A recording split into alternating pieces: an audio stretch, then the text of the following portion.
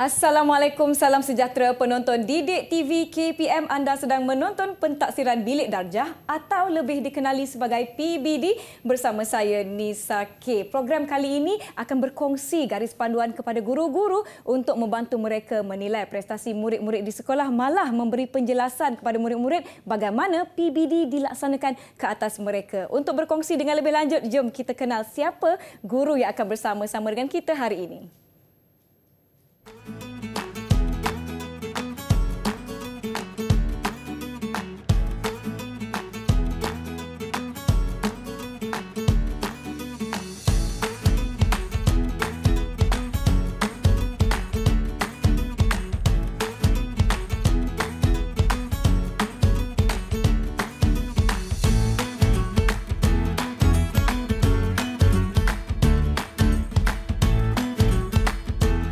Baiklah cikgu, sebelum kita tahu apakah tajuk yang kita nak bincangkan hari ini, kita juga dibantu oleh jurubahasa isyarat iaitu Cikgu Wan Nur Adli dari SMK Ibrahim Fikri, Kuala Nerus, Terengganu. Cikgu Hakim dah bersedia? Sudah bersedia. Jom kita teruskan sesi kita hari ini. Silakan cikgu.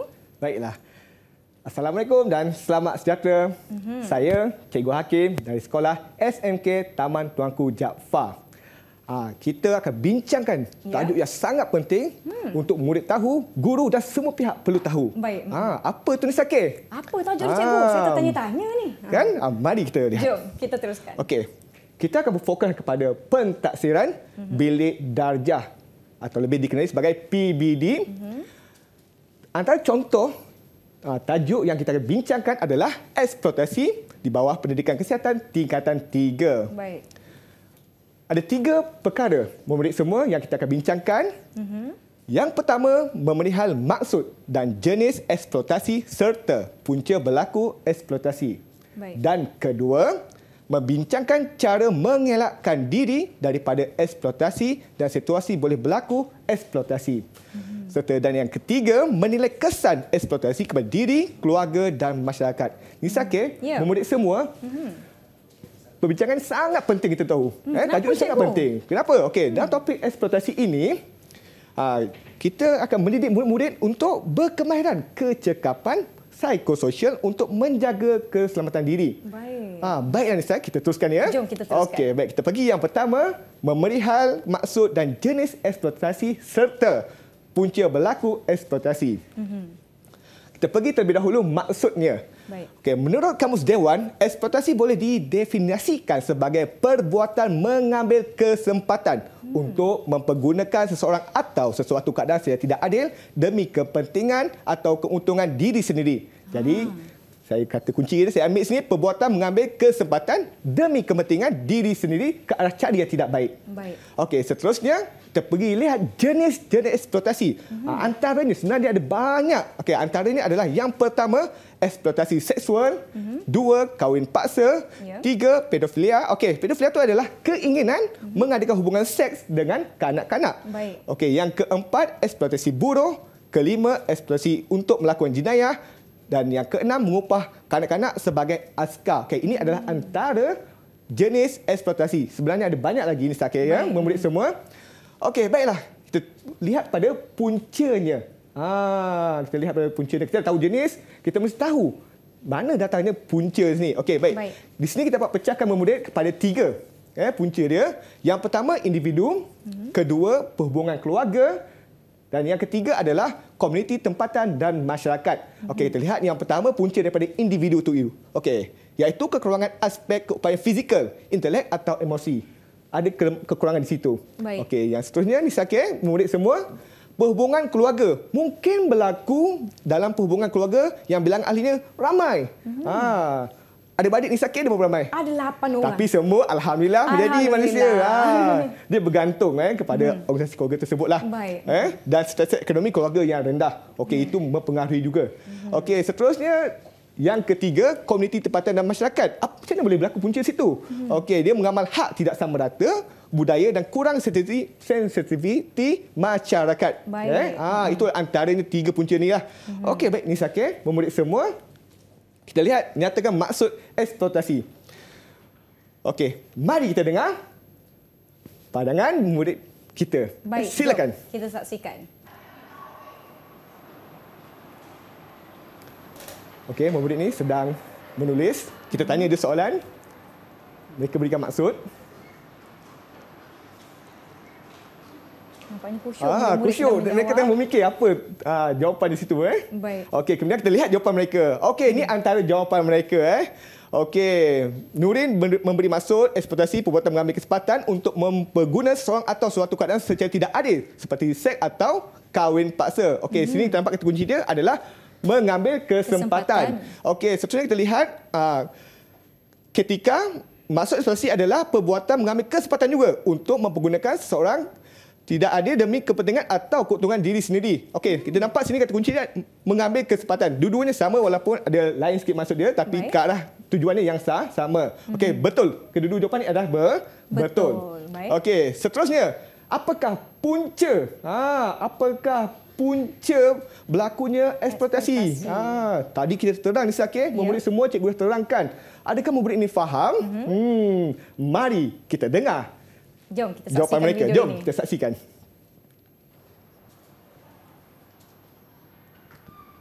Baik, mereka berkongsikan jawapan mereka di papan putih. Sini kita pecahkan pada individu dan perhubungan keluarga. Jadi mereka akan keluarkan punca-puncanya, perbandingan di situ. Lihat jawapan daripada murid-murid.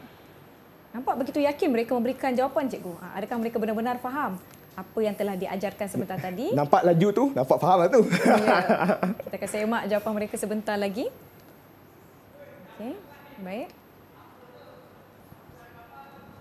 Nampaknya mereka telah ada yang selesai dengan jawapannya. Baik. Okey, nampak di situ. Penuh keyakinan, semangat di situ, laju mereka, nampak jawapan mereka betul. Mereka dah menjelaskan punca setiap kategori-kategori situ lah ya. Baik. Okey, individu dan keluarga. Baiklah. Kita dah melihat maksud eksploitasi dan kita dah melihat jenis-jenis eksploitasi dan kita dah mengetahui punca-punca eksploitasi dan murid-murid kita juga mampu memberi jawapan yang sangat baik. Itu yang sangat membanggakan. Okey? Baiklah, nampaknya murid-murid sudah dapatkan sedikit pencerahan bagaimana PBD berlangsung ketika mereka menjawab soalan di dalam kelas. Murid-murid di rumah dan juga penonton Didik TV KPM, kita nak rehat seketika. Jangan ke mana-mana, kembali selepas ini di Pentaksiran Bilik Darjah PBD.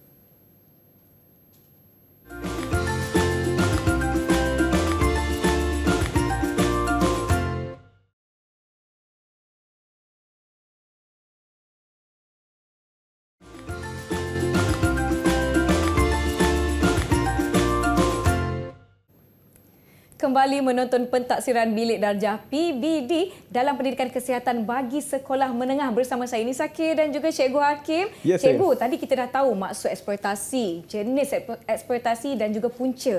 Kita nak belajar apa pula lepas ni, Cikgu? Baiklah Nisa, murid-murid semua. Seterusnya ada lagi menarik. Mari kita lihat. Jom. Kita akan bincang adalah membincangkan cara mengelak diri daripada eksploitasi, situasi boleh berlaku eksploitasi. Ini sangat penting murid semua untuk kita aplikasikannya. Baik. Tetapi sebelum tu, mari kita tonton video ini. Jom. Eksploitasi seksual secara dalam talian terhadap kanak-kanak di Malaysia semakin membimbangkan apabila lebih 100,000 alamat protokol internet IP berdaftar di negara ini dikesan membuat perkongsian kandungan lucah membabitkan golongan itu sejak 2017 hingga Ogos lalu. Data Polis Diraja Malaysia PDRM itu menunjukkan perkembangan tidak sihat terutama membabitkan golongan kanak-kanak. Jadi anak-anak ini perlu kita lindungi supaya mereka ini terselamat daripada gejala-gejala mereka, jenayah seksual ini yang ada di antara mereka yang cuba untuk mengambil kesempatan. Dalam masa yang sama, kajian juga menunjukkan bahawa pengawasan ibu bapa terhadap pengguna internet di kalangan kanak-kanak ini semakin berkurang. Mungkin kerana keadaan kehidupan seharian, busy dan sebagainya. Namun ia tidak boleh dijadikan satu alasan. Cikgu, takutnya saya dengar berita tadi, Cikgu. Saya pun dengar, takut juga. Di sini kita nampak ibu bapa sangat-sangat perlu main peranan. Betul. Baiklah murid, kita perlu tahu cara mengelak eksploitasi. Di sini cikgu pecahkan kepada 3, iaitu individu, perhubungan keluarga dan yang ketiga komuniti, tempatan dan masyarakat. Kita lihat terlebih dahulu individu. Dengan mendapat pendidikan yang baik, bila kita ada pendidikan yang baik, ia mampu untuk kita mengelak daripada dieksploitasi. Baik. Okey, kedua, perhubungan keluarga yang mana perlu meningkat taraf mutu kehidupan. Seterusnya yang ketiga, komuniti tempatan dan masyarakat melalui kempen kesedaran dan penguatkuasaan pihak tempatan. Baik. Bila didedahkan semua ini, baru kita tahu betapa bahayanya eksploitasi ini. Baiklah. Okey, seterusnya. Kita dah dengar berita tadi, sangat bimbang, sangat dengar sangat takut. Betul. Lepas tu saya pun, Cikgu Hakim dah terangkan cara-cara mengelak eksploitasi ini. Sekarang ni, mari kita dengar jawapan murid ini, iaitu terangkan dengan contoh cara mengelak diri dari eksploitasi. Mari kita dengar jawapan murid ini. Jom kita saksikan.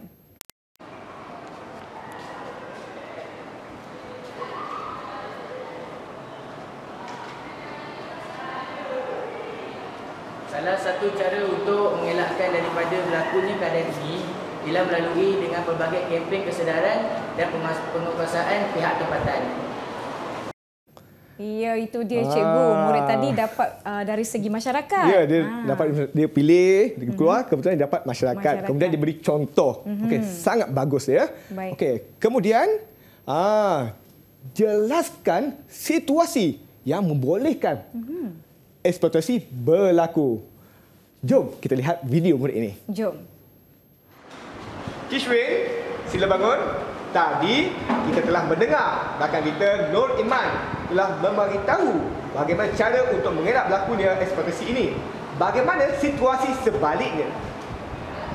Sekiranya kita tidak ada ilmu atau kurang pemahaman tentang bahagian eksploitasi, kita mudah terjebak melakukan perkara-perkara negatif ini. Wah, begitu yakin murid tersebut memberi jawapan beliau, cikgu. Ya, Nisa, murid, betapa pentingnya perlu ada ilmu. Tiada ilmu, kurangnya ilmu, terutamanya dalam eksploitasi ini sangat bahaya. Betul. Kita mudah terdedah ke arah negatif ini. Baiklah, kita pergi perbincangan itu. Yang ketiga, iaitu menilai kesan eksploitasi kepada diri, keluarga dan masyarakat sekiranya tidak terkawal. Apa yang akan berlaku, Nisa, murid semua? Baiklah, mari kita lihat yang seterusnya. Nisa, saya rasa perlu ambil watak ni. Boleh, tak ada masalah. Saya ambil murid lelaki itu. Baik. Nisa ambil murid perempuan ya. Boleh, cikgu. Okey, sebelum tu saya baca di atas terlebih dahulu. Daniel dan Hana sedang berbincang tentang kesan eksploitasi terhadap diri, keluarga dan masyarakat setelah mengikuti kelas pendidikan kesihatan. Cikgu Hakim, tambah sikit. Okey, baik, kita mula ya. Boleh. Bolehkah awak terangkan tentang kesan eksploitasi? Eksploitasi membawa kesan negatif kepada diri, keluarga dan masyarakat. Antara kesan eksploitasi... Baik Nisa, ini biasa boleh terangkan. Pertama, perkembangan mental yang lambat. Kedua, ketidakupayaan berfikir secara rasional iaitu melihat sesuatu yang negatif sebagai logik.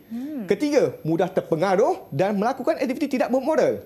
Keempat, kesihatan diri terganggu kerana mengambil bahan terlarang. Dan yang terakhir, kelima, institusi kekeluargaan akan runtuh dan berlaku penceraian. Okey. Akhirnya, masyarakat pula akan berhadapan masalah jenayah apabila ada individu bermasalah dalam masyarakat. Baguslah, nampaknya awak sudah faham. Begitulah antara kesannya ya. Okey, itu dialog antara Cikgu Hakim dengan Nisa. Baik. Sekarang ni kita lihat murid kita faham atau tidak. Ramalkan kesan kepada keluarga dan masyarakat sekiranya berlaku eksploitasi kepada diri. Mari kita dengar jawapan murid. Jom.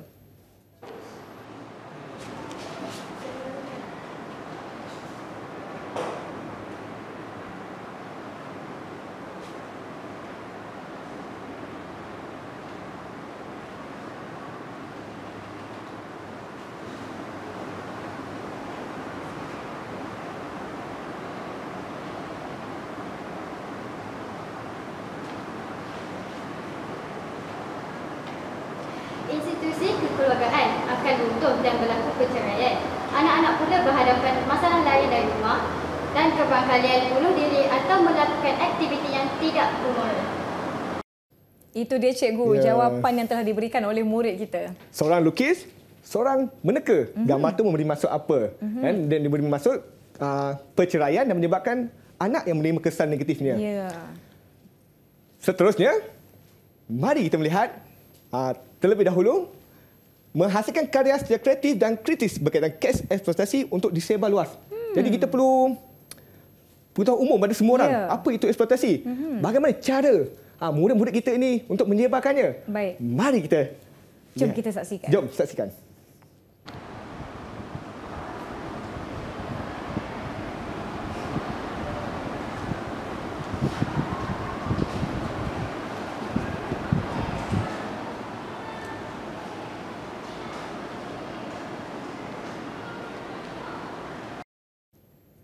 Wah, cantik-cantik hasil kerja mereka. Tapi apa yang mereka lakukan tu, cikgu? Kita nampak murid kita tadi, di kertas tu dia buat penuh dengan kreatif kan. Itu penanda buku. Dalam penanda buku tu ada info-info tentang eksploitasi. Itu antara cara mereka untuk menyebarkan apa yang dimasukkan dengan eksploitasi kepada umum. Wah, kreatif betul lah murid-murid. Sangat-sangat kreatif. Saya sangat bangga dengan mereka. Okey, cikgu, jom kita teruskan. Okey, ini adalah semasa sebelum persiapan untuk menghasilkan penanda buku itu. Mereka betul-betul lumus untuk menghasilkannya. Itulah yang kita nampak tadi, hasil kerja mereka.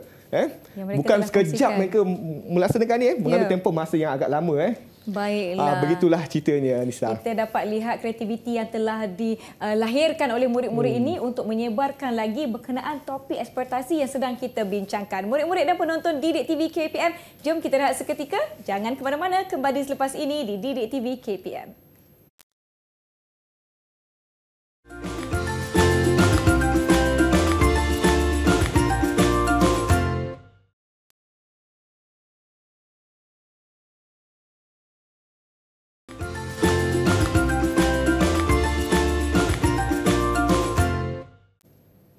Masih menonton pentaksiran bilik darjah PBD dalam pendidikan kesihatan bagi sekolah menengah bersama Cikgu Hakim. Cikgu, kita dah bertanyakan mereka soalan, mereka telah kongsikan jawapan. Bagaimana mereka dinilai berdasarkan pentaksiran bilik darjah ni, Cikgu?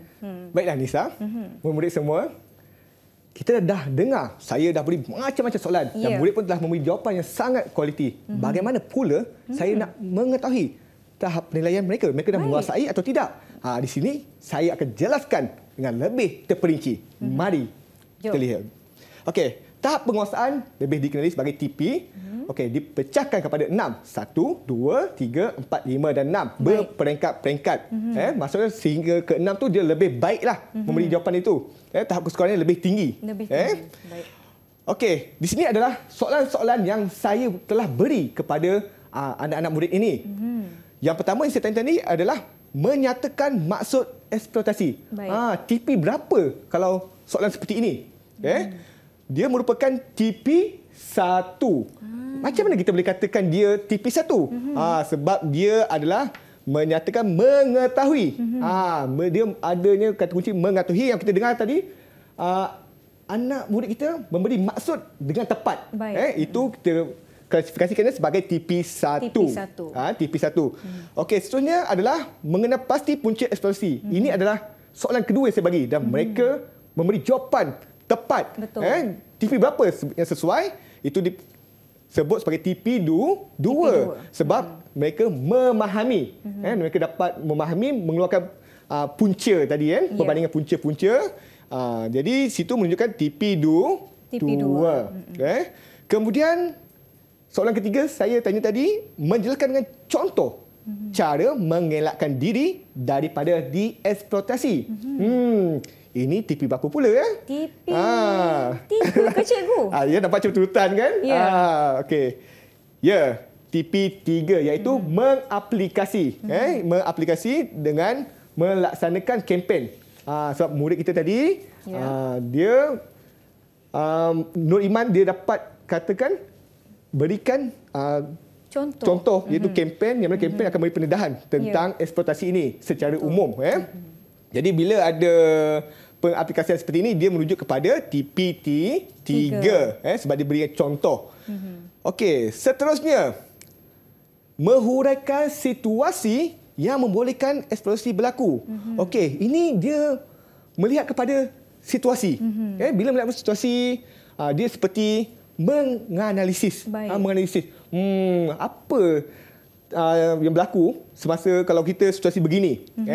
Jadi murid kita memberi jawapan perlunya ada ilmu tentang eksploitasi. Baik. Jadi bila kita ada ilmu, kita tahu bahayanya eksploitasi ini. Dan Betul. kita akan berjaga-jaga. Di sini menunjuk kepada TV apa, Nisa? TP4.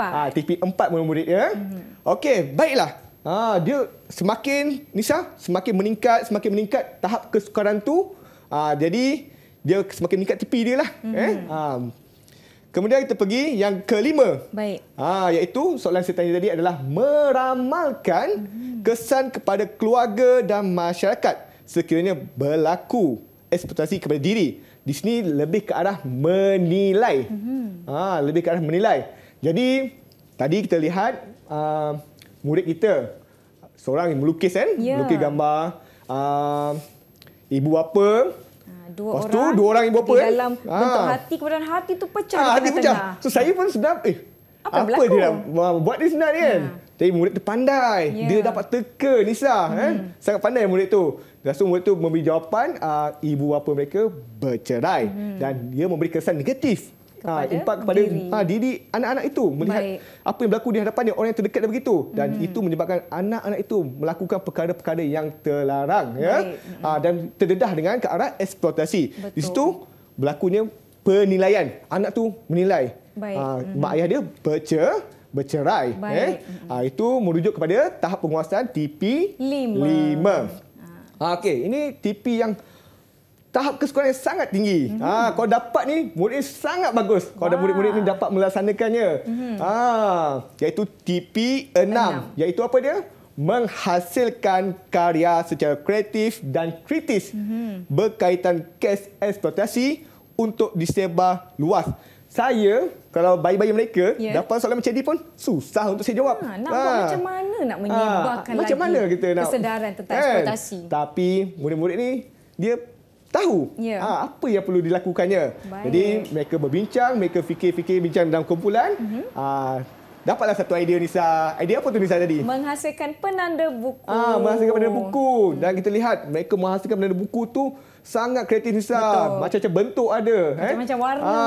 Warna. Dan mereka meletakkan maklumat-maklumat penting, info-info penting. Apa bahayanya eksploitasi di dalam penanda buku itu. Itu mereka dapat menghasilkan dengan sangat cantik. Lepas tu info tu, yelah, kita kalau tengok benda cantik, kita pun lebih seronok, lebih dekat untuk mengetahui apa yang ni. Contoh kawan-kawan kita, Nisa. Betul. Buat menghasilkan satu benda menarik. Kita kena dekat tengok tak? Betul. Apa yang dia tulis tu. Jadi secara tidak langsung, kita kan, kamu tulis eksploitasi. Ada info-info situ. Dan secara tidak langsung, kita pun tahu bahayanya eksploitasi itu. Ya, Nisa? Betul. Begitu bijaknya murid-murid ni dan sangat kreatif mereka. Saya sangat bangga dengan mereka. Dan bila mereka dapat menghasilkan, itu merujuk kepada TP apa, Nisa? TP6 yang mana mereka dapat menjanakan idea. Mereka menjanakan idea. Contohnya mereka dapat berfikir penghasilan apa dia, iaitu penanda buku dan meletakkan info-info penting di dalam penanda buku itu. Di situ kita boleh bagi dia TP6. Ini bermakna, cikgu, apabila murid dapat menjawab setiap soalan diberikan mengikut tahap kesukaran, tahap penilaian ataupun penguasaan mereka akan semakin tinggi. Ya, semakin tinggi. Sekarang saya dah faham, cikgu, dan sebenarnya sesi kita telah pun sampai di penghujungnya. Cemburu betul masa dengan kita. Sebenarnya ada banyak lagi. Ada banyak lagi. Betul. Jadi saya minta Cikgu Hakim untuk kongsikan kesimpulan terhadap apa yang sama-sama telah Cikgu kongsikan kepada penonton Didik TV hari ini. Baiklah. Kita dah melihat murid-murid kita menjawab soalan-soalan mengikut kehendak. Jadi mereka perlu tahu kehendak-kehendak soalan dan tahap-tahap soalan. Kalau mereka mencapai soalan-soalan yang diberikan itu, kita boleh tahu tahap kemampuan mereka di mana. Betul. Contohnya, kita lihat di sini. Andai kata mereka dapat menjawab sampai TP3, tapi TP4 mereka jawab salah. Kita tahu tahap kemampuan mereka hanya sampai di TP3 sahaja. Jadi bila kita tahu tahap dia sampai ke TP3 contohnya, saya sebagai guru, kita sebagai guru, kita perlu tahu apa tindakan yang sepatutnya yang kita perlu lakukan kepada murid yang sampai tahap di mana paras dia. Baik. Baiklah, ini bermakna guru-guru juga boleh menilai sekiranya sampai tahap TP4 bagaimana nak membantu murid untuk mencapai ke TP yang lebih tinggi. Itulah dikatakan betapa pentingnya pentaksiran bilik darjah ini. Baiklah, saya ucapkan terima kasih banyak-banyak kepada Cikgu Muhammad Hakim SMK Taman Tuanku Jaafar Seremban Negeri 9 kerana bersama-sama dengan kita hari ini. Terima kasih juga saya ucapkan kepada juru bahasa isyarat kita hari ini, Cikgu Wanur Adli dari SMK Ibrahim Fikri, Kuala Nerus, Terengganu. Murid-murid dan juga seluruh penonton didik TV KPM, terima kasih dah teman Kak Nisaki hari ini di sini hari ini. Semoga kita jumpa lagi. Terima kasih.